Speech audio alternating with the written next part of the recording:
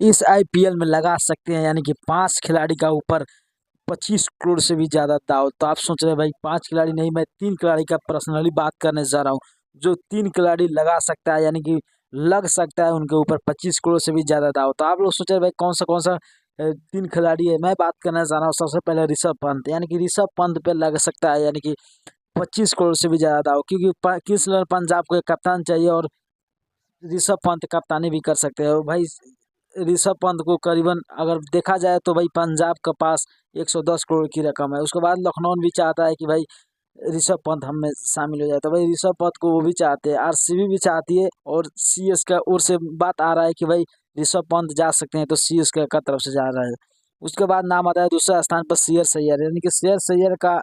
लग सकता है भी 25 करोड़ से ज़्यादा, क्योंकि श्रेयस अय्यर को आपको पता होगा कि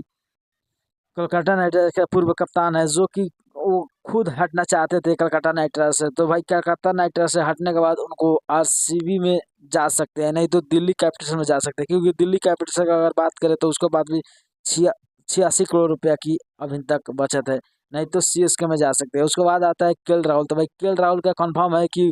वो पंजाब नहीं तो भाई आरसीबी, क्योंकि आरसीबी में देखते हैं तो कि आप आरसीबी में विराट कोहली से ज़्यादा उनको जमता है, तो भाई आरसीबी में जा सकते हैं केएल राहुल, क्योंकि वो पहले ही आरसीबी से खेल चुके हैं और इस साल भी खेल सकते हैं। तो आरसीबी नहीं तो पंजाब में जा सकते हैं। तो आप लोग क्या लगा है कि ये न्यूज़ सही है गलत, आप लोग कमेंट जरूर करना, नहीं तो चैनल को सब्सक्राइब कर जाना।